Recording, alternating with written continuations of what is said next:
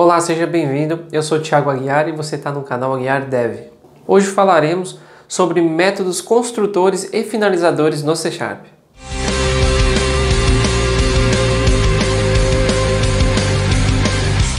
Antes de mais nada, se você não é inscrito no canal, já se inscreve. Se você não sabe, eu também tenho um podcast, o Aguiar Dev Talks. Dá uma pesquisada, vai lá, dá uma olhada nos programas que está muito legal. E por último, me siga nas redes sociais, Instagram, LinkedIn, Twitter, sendo que lá no Instagram eu tenho postado algumas dicas aí quase que diariamente. Então, sem mais delongas, bora para o vídeo de hoje. Bom, simplificando, o método construtor é invocado toda vez que você instancia uma classe. Esse método ele recebe por padrão o mesmo nome da classe e pode receber sobrecargas com N parâmetros aí para inicializar propriedades, atributos, algumas coisas que você quer já preparar na sua classe assim que quando você está criando a sua classe. E os métodos finalizadores, por sua vez, eles são invocados quando o objeto é retirado da memória pelo Garbage Collector, ou seja, isso não está na mão do desenvolvedor, isso acontece automaticamente quando essa execução, essa limpeza de memória acontece, que o coletor de lixo passa varrendo, removendo os objetos de memória. E nesse momento, se a sua classe possuir um método finalizador, esse método vai ser invocado. Aqui temos um projeto bem simples para mostrar a ação do construtor e do destrutor ou finalizador. Vou chamar de finalizador, acho que destrutor não está mais tão comum hoje em dia, né? E as documentações, pelo menos as traduzidas, estão chamando de finalizador, então vou chamar assim. Mas se você vê destrutor, é a mesma coisa, tá bom? Começando então pelo construtor. Aqui é um projetinho de console simples, tá? A gente tem aqui a instância dessa minha classe, que tem como propósito, né, simulando ali, depois eu já mostro, consultar um banco de dados e retornar uma lista de filmes. Tanto que e aqui o retorno desse método, uma lista, né, de strings e eu estou concatenando. E aí ela vai ser exibida dessa forma aqui, quando eu executar. Aqui são os filmes que, teoricamente, eu tenho cadastrados, né? Na classe filme repositório, nós temos aqui o seguinte. Aqui é o que representa o meu banco de dados, né? É uma lista que eu estou fixa aqui com os itens, que eu não vou me dar o trabalho de conectar com o banco. Aqui é só para ilustrar o comportamento de dados que estarem vindo nessa busca, né? Uma variável interna que representa uma letra que eu vou filtrar, né? Por exemplo, eu quero os filmes que comecem com a letra A, com a letra B e tal. Depois vou mostrar como, mas eu vou armazenar aqui nessa variável. E aqui é onde diz, só para ilustrar também. Então aqui nós temos dois construtores. A gente tem o primeiro, e você pode ver, como eu comentei lá no início, ele sempre leva o nome da classe. E pode haver ou não parâmetros e você pode sobrecarregar da forma que achar melhor esse método. Você vê aqui eu tenho uma, que é a que eu estou usando agora, né? Eu estou usando, tanto que aqui tá vendo que tem uma referência desse construtor. Se você olhar aqui eu tenho uma sobrecarga desse construtor, onde eu informo a letra que eu vou usar para fazer o filtro nessa lista de filmes, né? Eu recebo ela aqui e já armazeno no meu atributo interno. Então isso aqui vai ser, assim que eu construo, né, eu crio o meu objeto, eu já informo esse filtro e ele vai afetar a minha listagem. Que na minha listagem eu verifico aqui se o que eu tenho dentro da minha variável é uma letra de fato e aplico o filtro em cima dela. Então se tiver preenchido com alguma letra, eu vou verificar e retornar apenas os itens que estão iniciando com a letra que eu informei, senão eu devolvo a lista como ela está.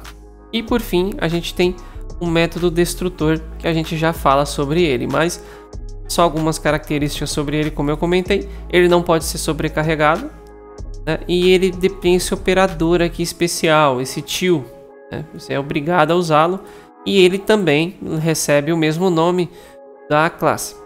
Nesse método ele simplesmente está olhando para a minha variável, que seria a verificação seria a verificação da conexão com o banco, né, para ver se ela está aberta ou não. E então, simulando aqui que eu estaria fechando a conexão, eu seto ou atribuo um false para ela e estou fingindo aqui que eu fechei a conexão, né? Seria só para ilustrar o uso desse método. Mas vamos começar pelo construtor. voltando aqui para o programa, então agora ao invés de usar esse construtor, tanto que se eu der um Ctrl+ de espaço aqui, eu tenho um construtor, eu tenho eu tenho uma sobrecarga desse construtor sem informar nada e um informando. Aí lembrando que eu não sou obrigado a informar esse construtor aqui.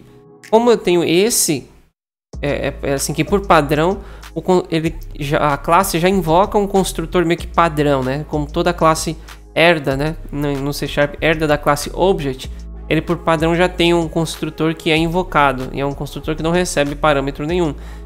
No meu caso, se eu remover essa chamada, ele acaba dando problema por causa dessa. Ele acaba entendendo que eu tenho que usar esse cara porque ele é o construtor que existe. Ele acaba ignorando esse aqui.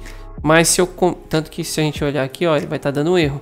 Porém, se eu comentar esse construtor, ele acaba ignorando a existência dele e chama o padrão, que é o construtor que ele herda, né, o construtor da classe Object. Mas não é o nosso caso. A gente vai usar... Mas agora a gente vai usar esse construtor aqui. Então vou informar um caractere para filtrar a minha lista de filmes. Deixa eu ver.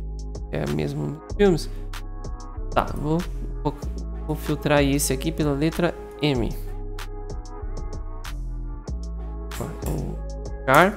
Então vou colocar aqui a letra M. Então agora, tecnicamente, ele deve me trazer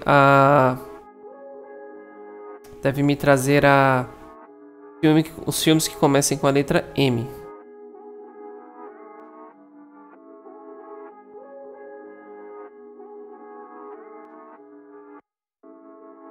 Como vocês podem ver aqui, veio só esse filme, começa com a letra M.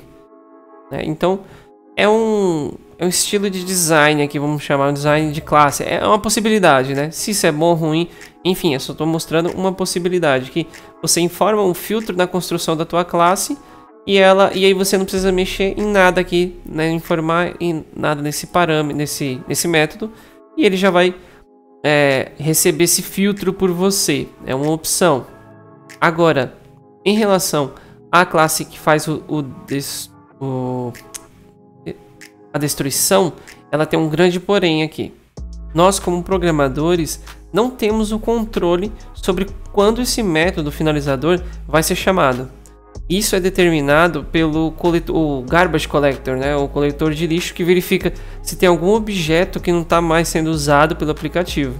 E aí, então ele verifica e faz a limpeza tirando esse cara da memória. E quando ele vai tirar esse cara da memória, esse objeto, ele invoca o seu finalizador, né? Que no nosso caso seria o nosso método que verifica a conexão com o banco. E então finaliza essa conexão antes de descartá-la. Descartar o objeto, né? No caso. Outras coisas importantes a dizer é que um destructor, né, um finalizador, ele é exclusivo de uma classe e não pode haver mais de um. Você não pode sobrecarregar esse finalizador. O finalizador, ele não tem retorno. Ele não pode ser definido em structs, somente em classes. Como eu disse, ele não pode ser sobrecarregado e também não pode ser herdado. Bom, o vídeo de hoje é isso, espero que você tenha gostado. Um vídeo rápido hoje, bem objetivo. Se você gostou, não esquece de deixar o seu like e se inscrever no canal. Muito obrigado e até o próximo vídeo.